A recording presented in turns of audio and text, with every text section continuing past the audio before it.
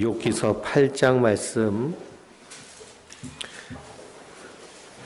우리 1절부터 7절까지 한 목소리로 같이 읽겠습니다. 욥기서 8장 1절에서 7절입니다. 수아 사람 빌닷이 대답하여 이르되 내가 어느 때까지 이런 말을 하겠으며 어느 때까지 내 입의 말이 거센 바람과 같겠느냐. 하나님이 어찌 정의를 굽게 하시겠으며 전능하시니가 어찌 공의를 굽게 하시겠는가. 내 자녀들이 주께 죄를 지었으므로 주께서 그들을 그 죄에 벌어주셨나니 내가 만일 하나님을 찾으며 전능하신 이에게 간구하고 또 청결하고 정직하면 반드시 너를 돌보시고 내 의로운 저수를 평안하게 하실 것이라. 내 시작은 미약하였으나 내 나중은 심히 창대하리라. 아멘. 할렐루야. 하나님께서 주시는 은혜와 평강이 우리 성도님들 위해 늘 충만하시기를 주님의 이름으로 축원드립니다. 오늘 욥기서 8장, 9장, 10장을 통해서 빌닷의 그런 말과 욥의 대답을 통해서 함께 은혜를 나누도록 하겠습니다. 방금 읽은 말씀 가운데 우리가 너무나도 잘 아는 말씀. 그래서 예수 믿는 사람들 식당 같은 데 가보면 이렇게 액자로 걸려 있죠. 무엇이라고 걸려 있나요? 내 시작은 미약하였으나 내 나중은 심히 창대하리라. 이것은 하나님이 하신 말씀이 아니고요. 빌닷이 한 말입니다. 욥이 고난을 당하죠. 욥이 당하는 고난은 까닭 없이 당하는 고난입니다. 그 까닭 없는 고난 가운데 욥이 하나님을 향해서 원망하며 불평하며 하나님을 향해서 한마디로 덤비죠. 그랬더니 욥의 세 친구들이 입을 열어서 한마디씩 하는 겁니다. 그 말하는 것들이 다 인과응보에 의한 말, 인과율이라고 하죠. 네가 죄를 졌기 때문에 이런 벌을 받는 것이다 라는 것입니다. 인과율처럼 딱 떨어지고 쉬운 대답이 없습니다. 그렇죠? 내가 뭔가 어려움을 일을 당했는데 당신 하나님 잘 섬기지 않아서 그런 거니 회개하고 하나님 잘 섬기라고 예배 빼먹고 헌금 떼어먹고 그러니 하나님 책망하시는 거니까 정신 똑바로 차리고 신앙생활 똑바로 하십시오 라고 하면 할 말이 있나요? 없나요? 할 말이 없죠. 그렇죠? 이게 인과율적인 말입니다. 그런데 욥은요 끝까지 그 친구들의 그러한 인과율적인 그런 네가 이것 때문에 고난 당하는 거야 라는 것에 대하여서 동의하나요? 동의하지 않나요? 동의하지 않습니다. 동의하지 않아요. 만약 이것에 대하여서 동의해버리면 어떻게 되느냐 하면 예수 그리스도의 십자가가 아무런 의미가 없는 것입니다. 왜 그럴까요? 하나님 앞에 구원받는 것도 내가 하기 나름이죠. 예수님은 전혀 상관이 없는 거예요. 예수님이 나의 죄를 대신하여 십자가에 달려 죽으시고 부활하셔서 그 예수를 믿는 자마다 멸망치 않고 영생을 얻게 하는 하나님의 구원의 길을 열어주셔서 우리를 택하여 지명하여 부르시고 하나님 자녀 삼아주셨는데요. 그것은 전적인 하나님의 은혜입니다. 마틴 루터가 종교개혁을 할 때 오직 은혜만으로, 오직 믿음만으로, 오직 말씀만으로. 그러니까 내 의로 내가 무언가 힘쓰고 애써서 구원받은 것이 아니라 하나님 은혜로 구원받은 것입니다. 그래서 옛날 그 주일학교에 가서 찬양을 하는데 이런 찬양이 있었어요. 돈으로도 못 가요 하나님 나라. 뭘로도 못 가요. 하여튼 다 못 가고 무엇으로 가는 나라? 기억이 갑자기 안 나나요? 믿음으로 가는 나라, 하나님 나라. 은혜로 가는 나라, 하나님 나라. 은혜란 것은요, 나에게 이유가 없다는 것입니다. 하나님께 이유가 있다는 거예요. 우리를 은혜로 구원하시기 위해서 하나님 사람이 되셔서 십자가에 달려 죽으셨는데 만약 이 욥의 친구들의 말, 인과율에 굴복하게 된다면 그러면 내 하기 나름이죠. 구원받기는. 그 열심히 해야 구원받죠. 대충 하면 구원받지 못하죠. 그러니 이런 설교를 듣고 신앙생활하면 다 그냥 열심히 해서 구원받으려고 복 받으려고 힘쓰고 애쓰는 겁니다. 근데 열심히 하는데도 뭐가 와요? 고난이 오고요. 어려움이 옵니다. 그래서 시편 78편 같은 73편 같은 고난을 보면 시편을 보면 악인은 형통한데 의인은 고난받는 그 모습에 대해서 하나님께 탄식하며 탄원하죠. 하나님 왜 악인은 죽을 때도 편안히 죽고 악인은 계획했던 것보다 돈을 더 많이 벌고 승승장구하는데 왜 나는 하나님 섬긴다고 힘쓰고 애쓰는데 고난만 옵니까? 라는 것에 대해서 인과율적으로 우리가 말씀을 듣고 배웠다면 아무런 대답을 얻을 수 없는 것이죠. 그러니 욥의 인내는 무엇이냐? 이 욥의 친구들이 하는 말에 끝까지 아니야 라고 버티는 것이 욥의 인내인 줄 믿습니다. 우리 신앙도 마찬가지예요. 악한 마귀가 우는 사자같이 산길차를 찾으며 이 인과율적인 신앙생활이 하나님 앞에 합당한 것이다 라고 끊임없이 강요할지라도 우리는 아니라는 겁니다. 복음은 뭐예요? 하나님의 은혜로 말미암아 구원받는 것입니다. 그것이 복음이죠. 내가 힘쓰고 애써서 되어지는 것, 이것은 절대 복음이 아닌 것입니다. 그러니 내 시작은 미약하였으나 내 나중은 힘이 창대하리라 라는 말은 사실 욥에게는 해당되지 않는 말입니다. 욥은 시작이 미약하지 않았죠. 아주 부유한 사람이었습니다. 시작부터 창대했는데요. 갑자기 고난 가운데 떨어져서 다 없어진 것입니다. 그러니 이 빌닷의 내 시작은 미약하였으나 내 나중은 심히 창대하리라 라는 것은 어찌 보면 종교적 탐심을 표장한 말이죠. 그러니 개업하는 집에 다 갖다 놓으면 이 내용을 모르는 사람은 좋다. 내 시작은 미약하지만 개업했으니 또 시작이 얼마나 미약해요. 내 나중은 창대해가지고 그냥 체인점까지 착착 내면 얼마나 좋을까. 막 이런 꿈을 꾸니까 자기 마음하고 딱 들어맞는 것입니다. 그래서 이게 하나님 말씀인 줄 아는 것인데요. 이것은 사실 욥을 조롱하는 내용의 말입니다. 욥을 조롱하는 내용의 말이에요. 그러니 누가 액자로 이걸 갖다 주면 딴 걸로 바꿔오라고. 여호와는 나의 목자시니 그런 걸로 좀 바꿔달라고 하시기 바랍니다. 그래서 빌닷이 하는 얘기가 뭐냐? 네 자녀들이 4절 말씀에 주께 무엇을 지었으므로 죄를 지었으므로 그들이 다 죽었지 않느냐라고 말합니다. 그러니 이런 말이요 얼마나 사람에게 상처를 줄 수 있는 말인지 모릅니다. 세월호에서 빠져 죽은 그 아이들이 죄 때문에 그런가요? 수많은 사고가 일어나는데 그것을 다 죄 때문에 그렇다라고 말한다면 이것은 결국에는 하나님이 정말 계신가 하는 그런 울분을 쏟아내게 하는 말이죠. 그러므로 우리 인생의 문제는 그렇게 간단하게 해석되지 않는다라는 것입니다. 그래서 욥은 자기의 고난을 놓고요 계속해서 투쟁하죠. 욥의 친구들과도 투쟁하고 또 누구와도 투쟁해요? 하나님과도 투쟁합니다. 하나님과도. 우리가 생각하기에 하나님한테 대들고 투쟁하면 안 된다라고 하지만 시편을 읽어보면 그 시편의 시인들이요 고난당하고 어려움 당할 때 다 누구한테 탄원하고 탄식하고 한탄했어요?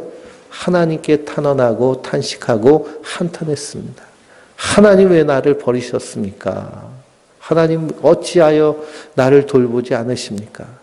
하나님 정말 계시긴 한 겁니까? 이런 하나님을 향한 탄원은요 하나님이 그 있는 그대로 받으시는 줄 믿습니다.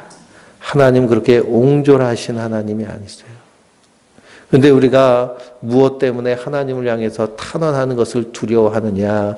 이스라엘 백성들이 광야에서 하나님께 불신앙했잖아요. 그러니까 하나님 뭐라고 하세요? 내 귀에 들린 대로 내가 그대로 행하리라 라고 하시니, 내가 말을 이렇게 잘못하면 하나님 그대로 그냥 행하시면 나는 어떡하나.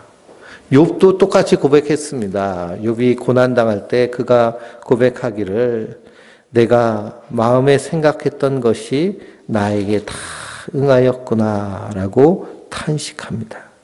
그러니 자녀들이 하루아침에 죽고 재산이 날아가고 자기가 병에 걸리는 것, 사실 그런 것도 우리 생각 속에 다 할 수 있는 거잖아요. 그렇죠?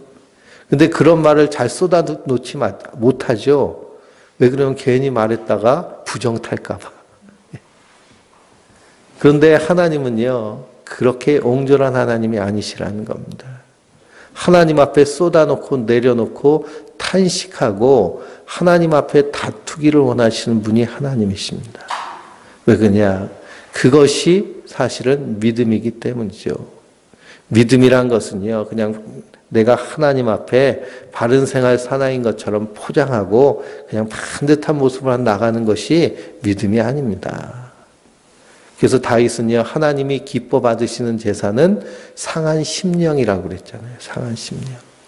내 있는 모습 그대로 가서 하나님을 향해서 따지고 하나님을 향해서 탄원하고 하는 모습 하나님 받으신다는 겁니다.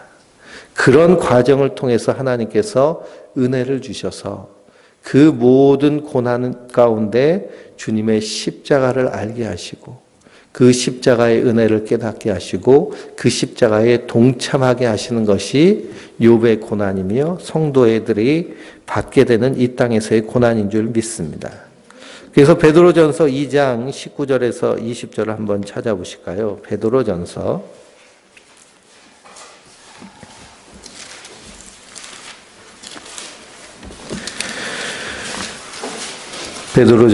2장 19절에서 20절입니다.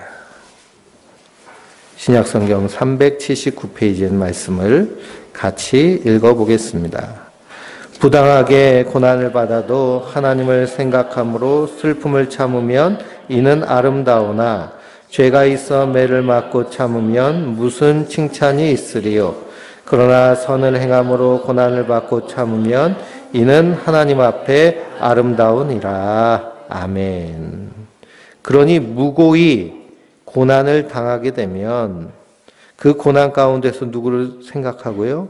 하나님을 생각하고 슬픔을 참으면 그것이 아름답다라는 것입니다. 그러나 우리 인생은요, 부당함을 견디나요? 견디지 못하나요? 견디지 못하죠. 화가 치밀어서 고소하든지 고발하든지 참는 것이 안 되는 것이 우리 인생입니다. 그래서 얼마 전에 70대 택시기사가 30대 승객하고 이렇게 다툼이 일어났습니다. 얼마나 이 30대 승객이요 못됐는지 그 70대 할아버지한테 막 반말하고 욕하고 그래가지고 너무 화가 나가지고 도는 데쓰니 내리고 빨리 가라고 하는데도 동전을 집어가지고요 냈다 던지고 그런 폐악을 저질렀어요. 그러니 얼마나 이 기사분이 화가 났겠습니까? 근데 그 화 때문에요 혈압이 터져가지고 그 자리에서 쓰러졌어요. 그럼에도 불구하고 그 30대는요 그냥 모른 척하고 도망가 버리고 하는 그런 것들이 뉴스에 보면 우리가 화가 치밀어 오르죠. 그러니 인생 자체는요 부당함을 견딘다라는 것이 불가능합니다. 그러니 견디게 하시는 분이 계시다는 거예요. 하나님이 견디게 하시는 겁니다. 욥을 보세요. 욥이 고난당할 때 욥의 기도 제목이 뭐예요? 하나님 나를 죽여주세요 하는 게 욥의 기도 제목입니다. 온몸에서 구데기가 피어날 정도로 정말 산송강 같은 그런 모습입니다. 그런 모습 가운데서도 하나님이 끝까지 붙잡고 계시니까 생명이 사는 것이죠. 그러니 우리가 하나님을 생각하며 슬픔을 참으면 이는 아름답다라고 하였는데요. 이것은 우리가 참아내는 것이 아니라 하나님이 참게 만드시는 겁니다. 그냥 꼼짝 못하게. 그래서 환난은 인내를, 인내는 연단을, 연단은 소망을 이루는 줄 우리가 알미로다. 환난 가운데서요. 인내하게 만드시는 거예요. 우리를 꼼짝 못하게. 그것이 너무나도 고통스럽고 괴로운데 그 고난을 허락하시는 이유는 무엇이냐? 21절 말씀을 읽어볼까요? 이를 위하여 너희가 부르심을 받았으니 그리스도도 너희를 위하여 고난을 받으사 너희에게 본을 끼쳐 그 자취를 따라오게 하려 하셨느니라. 아멘. 고난을 통해서 그리스도의 고난의 자취에 따라오게 하려고 우리에게 고난을 허락하여 주신다라는 사실입니다. 그러니 예수 믿으면 복 받죠. 예수 믿으면 받는 복은 무슨 복일까요? 하나님 나라의 백성이 되고 거기서 영원토록 주님과 영생을 누리는 것이 복입니다. 그러나 그 복을 받는 하나님의 성도들은 이 땅에서 반드시 주님과 함께 무엇을 지어야 돼요? 십자가를 져야 되는 것입니다. 좁은 길을 걸어가야 되는 거예요. 이 땅에서도 그냥 잘 먹고 잘 살고 펑펑 터지고 대박나고 떵떵거리다가 저 하나님 나라에 가서 그래서 이 땅에서도 잘 되고 하늘에서도 잘 되고 그런 것이 아니고요. 성도에게는 반드시 고난이 있다라는 사실입니다. 고난이 있다. 그러면 이런 고난을 우리가 어떻게 받아들여야 되느냐. 내가 정말 하나님 잘 섬기고 그리고 신앙생활 열심히 하고 말씀대로 살려고 몸부림치는데 이런 고난이 오면 이것은 무슨 사인이라는 거예요? 나랑 같이 십자가 지자라는 사인이라는 것입니다. 그런데 하나님은 우리에게 시험을 주실 때 어떤 시험밖에는 허락하지 않으시는 거예요? 감당할 만한 시험밖에는 허락하지 않으시는 겁니다. 그리고 시험 당할 쯤에 피할 길을 열어주심으로 우리 안에서 믿음으로 충만케 하여 주시고 그리고 이제는 내가 사는 것이 아니요 내 안에서 그리스도가 사시는 하나님의 사람으로 만들어 가시는 그런 하나님의 연단의 과정으로 성도는 그 고난을 받아들이면 그것이 복된 줄 믿습니다. 근데 이것이 내가 죄져서 그렇다. 물론 죄져서 고난 당하는 사람들이 있죠. 음주운전하다가 사고 내가지고 감옥 갇히면 할 말이 없는 것입니다. 내가 잘못했으니까요. 도둑질하다가 걸려서 감옥 가면 그것을 내가 십자가 지는 것이라고 말하면 절대 안 됩니다. 그런데 우리가 믿음으로 살면서 무고히 당하는 이런 고난이 있다라는 사실이죠. 그것을 너무 쉽게 그 문제의 정답을 찾으려고 할 때에는 마귀가 이런 인간론적인 방법으로 유혹하는 것입니다. 까닭없이 그가 하나님을 경외하겠습니까? 이런 논리가 다 욥의 친구들의 논리죠. 우리 8절부터 끝까지 한 절씩 교독하면서 읽겠습니다. 청하건대 너는 옛시대 사람들에게 물으며 조상들이 터득한 일을 배울지어다. 우리는 어제부터 있을 뿐이라 우리는 아는 것이 없으며 세상에 있는 날이 그림자와 같으니라. 그들이 내게 가르쳐 이르지 아니하겠느냐 그 마음에서 나오는 말을 하지 않겠느냐. 왕골이 진펄 아닌 데서 크게 자라겠으며 갈대가 물 없는 데서 크게 자라겠느냐.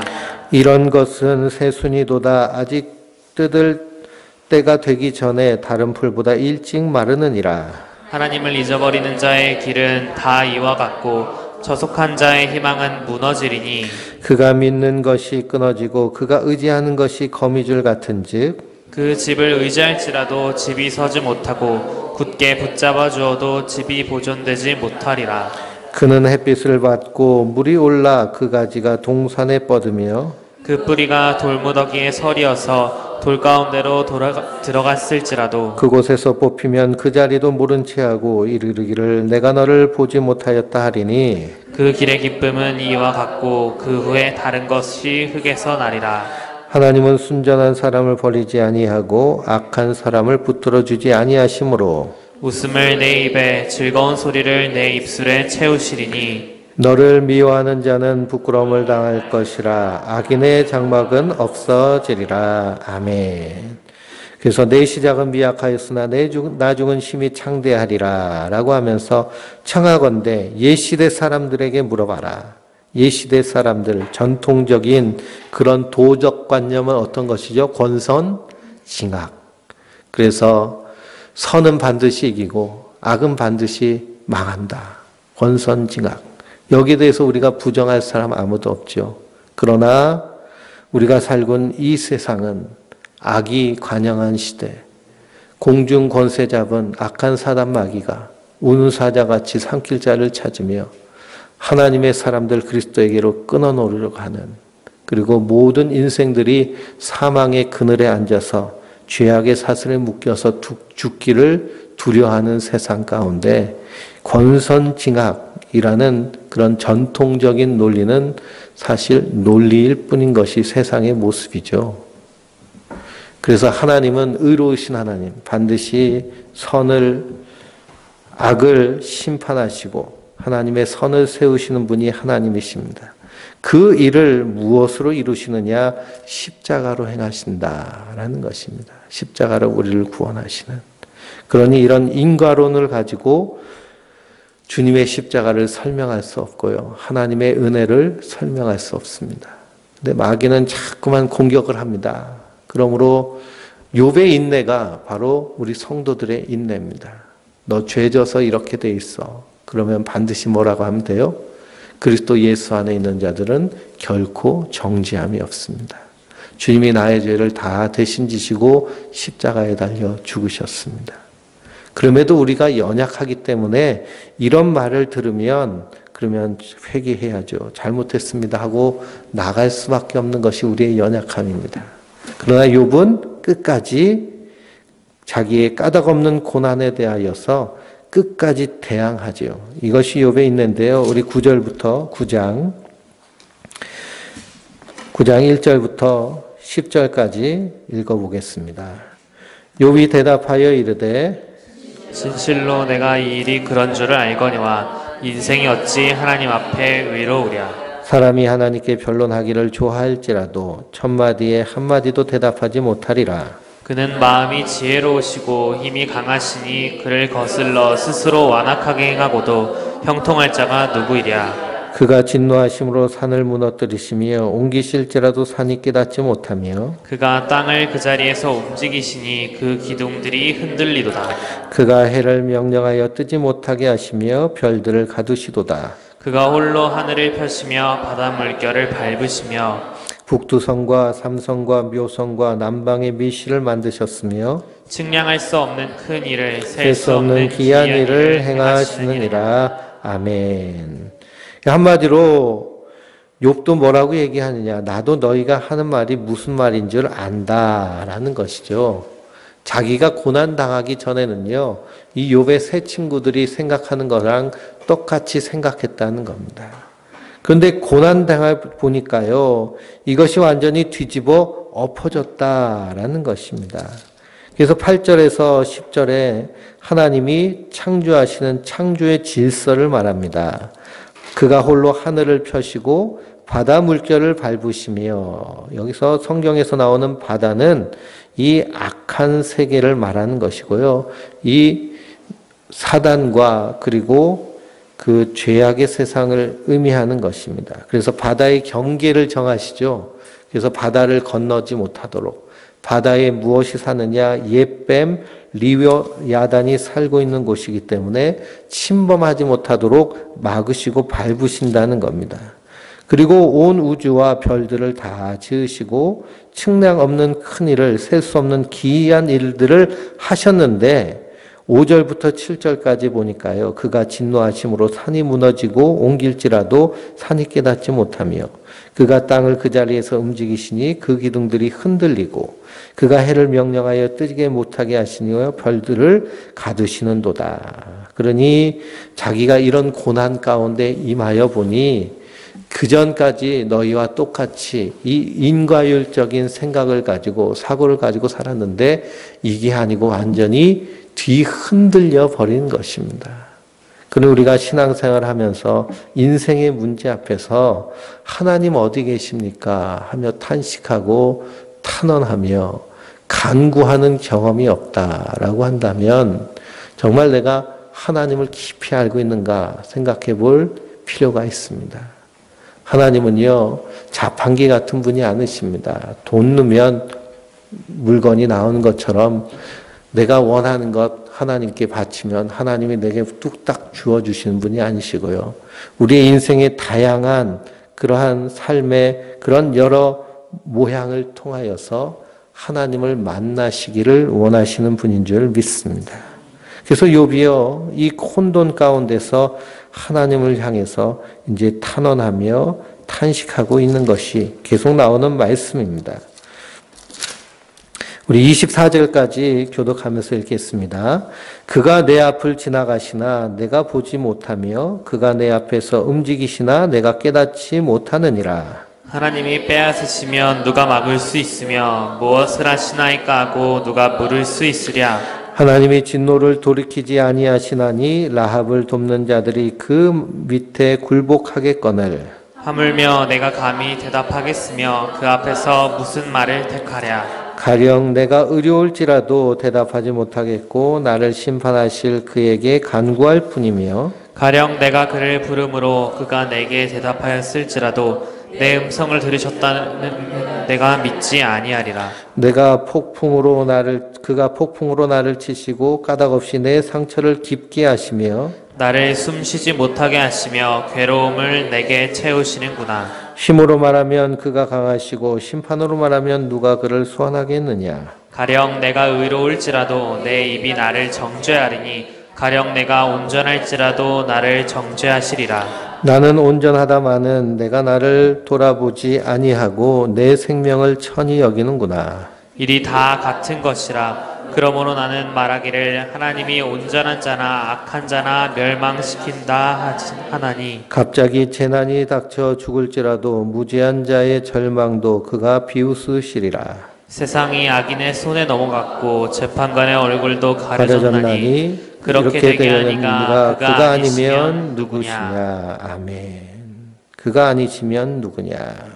그러니 악한 자나 선한 자나 다 멸망시키는 분이 하나님이 아니시면 누구냐라는 것이죠. 그러니 자기의 이런 고난, 고통 가운데서 하나님께 아무리 부르짖어 기도해도 하나님 들으시겠냐? 하나님 안 들으신다라는 것입니다. 그러면서 자기의 고난, 자기의 그 고통을 향하여서 하나님을 향해 탄식합니다. 그렇죠? 우리가 이런 고난을 당해보면 정말 하나님이 계신가? 하나님이 정말 나를 사랑하고 계시긴 한가? 나를 구원하신 것은 맞는가 하는 그런 믿음의 회의가 드는 것이 우리 인생의 모습입니다. 그 과정을 통하여서 그 고난 가운데서 하나님을 다시 한번 만나고 그 고통 가운데서 하나님을 만날 때에 우리가 정말 하나님을 믿는 믿음이 순전하고 그리고 온전하여지는 줄 믿습니다. 그래서 욥의 인내는 어떤 인내냐? 바로 끝까지 그 친구들의 그러한 인과율에 대하여서 굴복하지 않는 인내이며 또 하나님을 향하여서도 끝까지 항변하는 그 모습입니다. 하나님은 이 모습을 받으십니다. 대개 우리가 심한 고난을 당하면 신앙생활 잘 하다가도 하나님 어딨냐 그러면서 그냥 접어버리는 사람들이 많죠. 하나님 안 믿는다. 나 이제 안 믿어. 그러면서 하나님과의 관계를 더 이상 이어가지를 않는 사람들을 우리가 많이 봅니다. 하나님 어딨냐 하면서. 그런데 욥은 그 고난 가운데서도 친구들과 계속하여 논쟁하고 다투면서도 끝까지 누구를 가지고 물고 늘어지고 있어요? 하나님 앞에서 하나님을 물고 늘어지고 있는 모습이 욥의 모습입니다. 이것이 욥의 인내의 모습입니다. 우리 야고보서 5장 10절을 한번 찾아보실까요? 신약성경 야고보서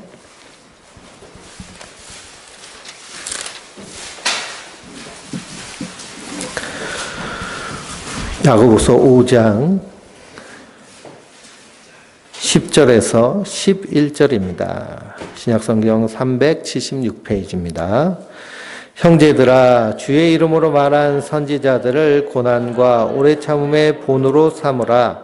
보라 인내하는 자를 우리가 복되다 하나니 너희가 욥의 인내를 들었고 주께서 주신 결말을 보았거니와 주는 가장 자비하시고 긍휼히 여기시는 이시니라. 아멘. 선지자들을 고난과 오래 참음의 본으로 참으라 라고 말합니다. 그러면서 누구를 얘기하고 있어요? 욥을 얘기하고 있습니다. 그러니 우리 보고 누구처럼 인내하라는 거예요? 욥처럼 인내하라는 겁니다. 그런데 욥이 인내하는데 어떻게 인내했어요? 하나님 할렐루야 아멘. 그 고난 당하면서도 하나님 찬양합니다. 기뻐합니다. 감사합니다. 그랬나요? 그러지 않죠. 하나님한테 대들었습니다. 심판자가 어딨냐? 한번 하나님하고 심판하고 싶다. 9장에 이제 읽어보면 10장에 나오거든요. 그렇게 하나님을 향해서 대듭니다. 그런데도 그 욥의 인내를 우리가 복되다라고 말합니다. 주께서 주신 결말을 보았거니와 주는 가장 자비하시고 긍휼히 여기시는 이시니라라고 말하고 있습니다. 욥의 인내라고 할 때 인내했다면 욥이 보상을 받아야죠. 상을 받아야죠. 그런데 하나님은 어떠시다는 거예요? 자비와 긍휼히 여기시는 이시다. 그러니 욥의 인내를요, 하나님은 기뻐하시지만 그것이 구원받는 것이 아니라 하나님의 긍휼과 자비로 그를 구원하신다는 겁니다. 그러나 그 긍휼과 자비를 아는 성도는 끝까지 인내하는 것이죠. 그것이 바로 십자가를 바라보며 인내하는 믿음의 모습인 줄 믿습니다. 우리 25절부터 35절까지 또 읽어보겠습니다. 나의 날이 경주자보다 빨리 사라져버리니 복을 볼 수 없구나. 그 지나가는 것이 빠른 배 같고 먹이에 날아내리는 독수리와도 같구나. 가령 내가 말하기를 내 불평을 잊고 얼굴빛을 고쳐 즐거운 모양을 하자 할지라도 내 모든 고통을 두려워하오니 주께서 나를 죄 없다고 여기지 않으실 줄을 아나이다. 내가 정죄하심을 당할진대 어찌 헛되이 수고하리이까. 내가 눈 녹은 물로 몸을 씻고 잿물로 손을 깨끗하게 할지라도 주께서 나를 개천에 빠지게 하시리니 내 옷이라도 나를 싫어하리이다. 하나님은 나처럼 사람이 아니신즉 내가 그에게 대답할 수 없으며 함께 들어가 재판을 할 수도 없고 우리 사이에 손을 얹을 판결자도 없구나. 주께서 그 막대기를 내게서 떠나게 하시고 그의 위엄이 나를 두렵게 하지 아니하시기를 원하노라. 그리하면 내가 두려움이 없이 말하리라. 나는 본래 그렇게 할 수 있는 자가 아니니라. 아멘. 그래서 자기가 아무리 하나님 앞에 겸비하려고 하여도, 그래서 내 옷을 깨끗하게 하여도 하나님이 개천에 어떻게 해버리신다는 거예요? 던져버리신다는 겁니다. 절겨버린다. 그래서 27장 말절에 가령 내가 말하기를 내 불평을 잊고 얼굴빛을 고쳐 즐거운 모양을 하자 할지라도, 그렇죠? 그래서 고난이 심하면 원망하다가도 아유 하나님 내가 원망해서 뭐합니까? 입만 아프죠 하고 원망을 멈추려고 해도 하나님이 어떻게 하신다는 거예요? 멈추지 않게 만드신다라는 겁니다. 멈추지 않게. 그럼에도 불구하고 그렇게 쏟아놓는 것 하나님 받으신다라는 거예요. 괜찮다. 그러니 에덴 동산에 선악과를 따먹었죠. 선악과를 따먹은 아담과 하와. 그런데 하나님은 그 선악과를 따먹으실 줄 알았을까요? 몰랐을까요? 아셨겠죠. 그렇죠? 아셨겠죠. 그런데도 왜 내버려 두셨어요? 하나님의 사랑은요, 완전한 사랑은 완전한 자유 안에서 이루어집니다. 그리고 그 완전한 자유 안에서 하나님을 찾아가고 그 안에서 하나님의 사랑을 발견하기를 원하는 것이 하나님의 뜻인 줄 믿습니다. 우리를 기계처럼 만들지 않고요, 인형처럼 만들고 조종하시는 분이 아니십니다. 그래서 탕자의 비유와 같이 그 탕자가 아버지 재산을 가지고 탕진할 것을 다 알면서도 그 아버지는 어떻게 해요? 보내주시잖아요. 보내줘서 다 탕진하고 돌아와라. 그래도 너는 내 아들이라. 라는 그런 하나님의 사랑. 꼭 반대로 욥은 고난 가운데서 하나님을 향해 탄원하고 탄식하지만 그러나 그것까지도 하나님 다 받으시는 분이십니다. 10장을 또 한 절씩 교독하면서 읽겠습니다.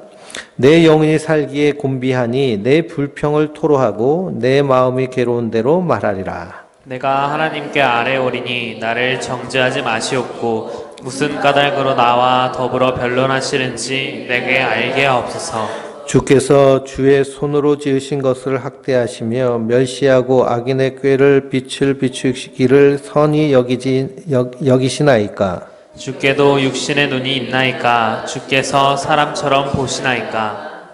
주의 날이 어찌 사람의 날과 같으며 주의 해가 어찌 인생의 해와 같기로. 나의 허물을 찾으시며 나의 죄를 들추어내시나이까. 주께서는 내가 악하지 않은 줄을 아시나이다. 주의 손에서 나를 벗어나게 할 자도 없나이다.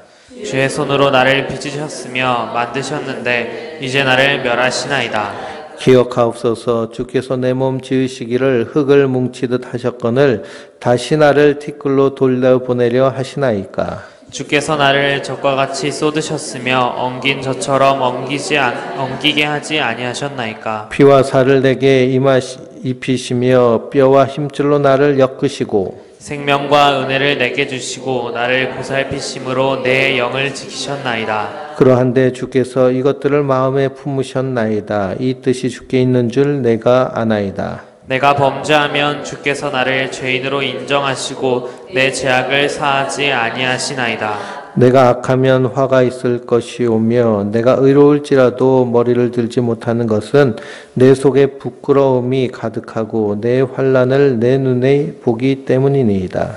내가 머리를 높이 들면 주께서 젊은 사자처럼 나를 사냥하시며 내게 주의 놀라움을 다시 나타내시나이다. 주께서 자주자주 증거하는 자를 바꾸어 나를 치시며 나를 향하여 진노를 더하시니 군대가 번갈아서 치는 것 같으니이다. 주께서 나를 태에서 나오게 하셨음은 어찌함이니이까. 그렇지 아니하셨더라면 내가 기운이 끊어져 아무 눈에도 보이지 아니하였을 것이라. 있어도 없었던 것 같이 되어서 태에서 바로 무덤으로 옮겨졌으리이다.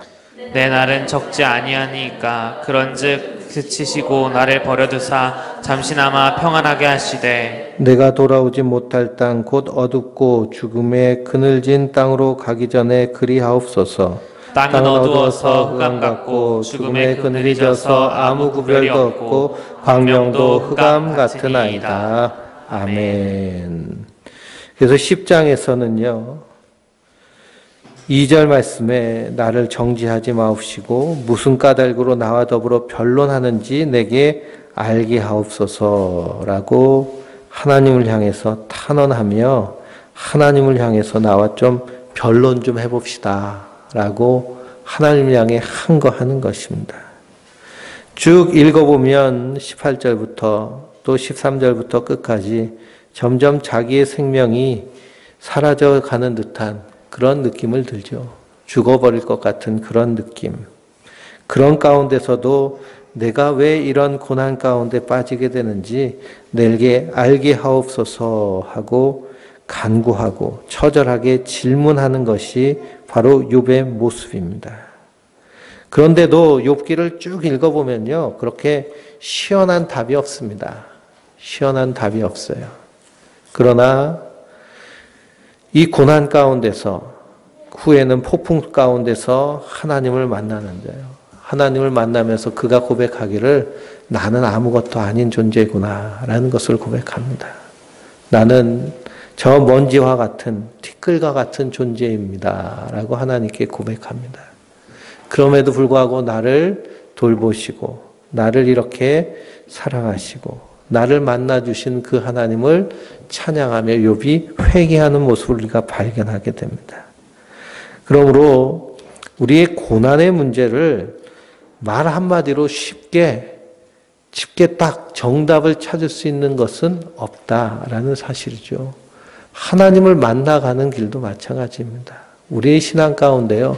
하나님이 우리를 부르시고 택하셔서 자녀 삼으시는 그런 모든 과정 가운데서도요. 하나님 우리 한 사람 한 사람에게 특별한 뜻을 가지고 우리를 부르시는 줄 믿습니다. 그리고 그 안에서 예수 그리스도를 만나게 하십니다. 그런 하나님의 그런 놀라운 섭리 안에서 우리가 모든 것을 쉽게 신앙이란 것, 믿음이란 것, 그리고 하나님, 예수님 그 은혜를 쉽게 우리가 깨달아 알 수 있는 문제가 아닙니다. 근데 대한민국은 빨리빨리 좋아하잖아요. 빨리빨리. 인생은 그렇게 쉽게 해석이 안 되는데 쉽게 빠르게 해석하려고 하는 그런 것들을 우리가 신앙 가운데서 점점 제해버려야 되고 깊은 묵상 그리고 깊은 말씀을 통한 우리 인생을 통찰하며 생각하며 그리고 우리 인생에 어떤 문제가 있을 때 하나님 말씀을 읽으면서 실험해보고 쉬운 답을 찾기보다는 그 안에서 하나님의 뜻을 발견해 나가는 그런 일들이 우리 신앙 가운데서 꼭 필요한 일인 줄 믿습니다.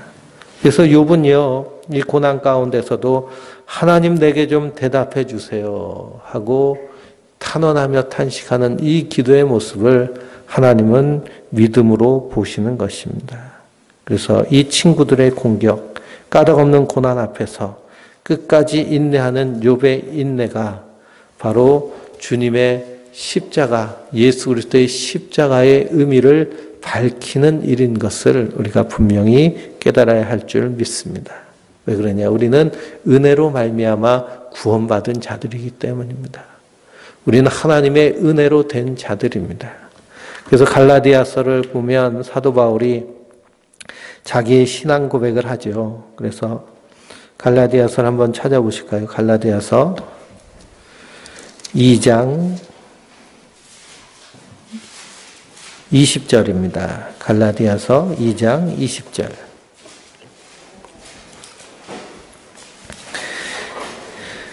같이 읽겠습니다.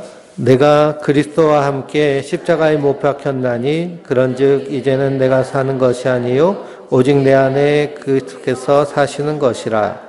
이제 내가 육체 가운데 사는 것은 나를 사랑하사 나를 위하여 자기 자신을 버리신 하나님의 아들을 믿는 믿음 안에서 사는 것이라.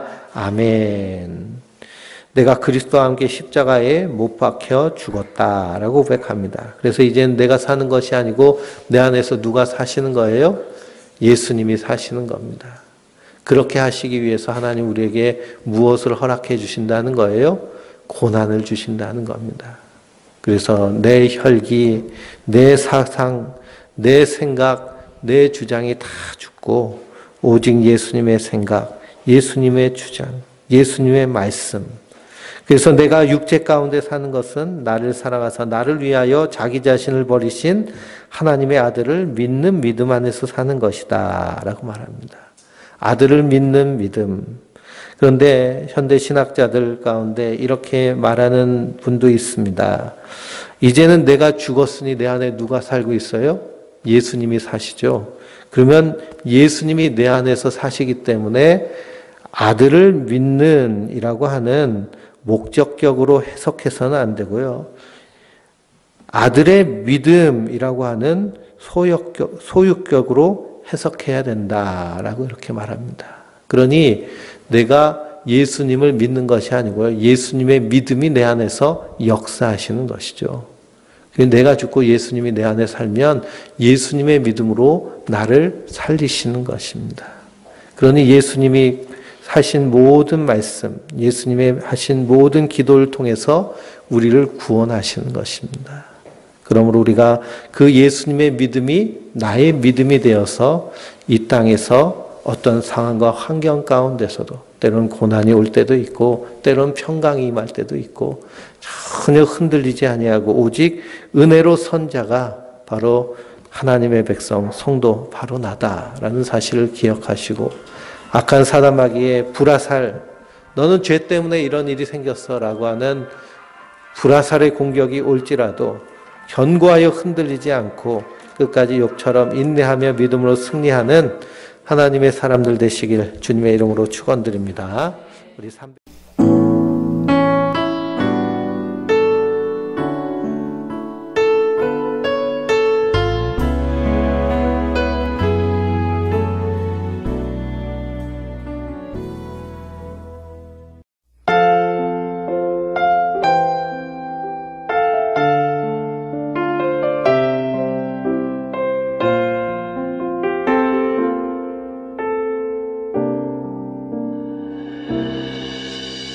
주 나의 모습 보네 상한 나의 맘 보시네 주 나의 눈물 안에 홀로 울던 맘 아시네 주 나의 모습 보네 상한 나의 맘 보시네 주 나의 눈물 안에 홀로 울던 맘 아시네 세상 소망 다 사라져가도 주의 사랑은 끝이 없으니 살아가는 이 모든 순간이 주의 힘을 나는 믿네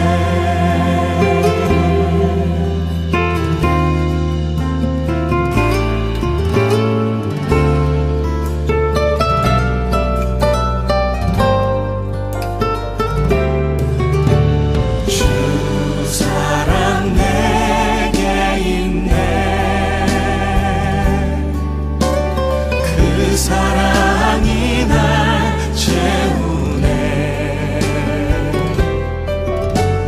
주 은혜 내게 있네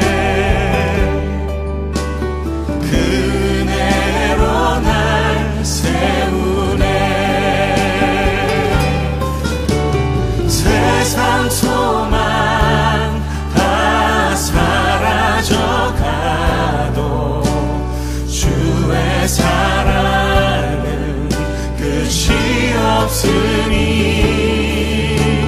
살아가는 이 모든 순간이 주 은혜 힘을 나는 믿네 세상 소망 다 사라져가도 주의 사랑은 끝이 없으니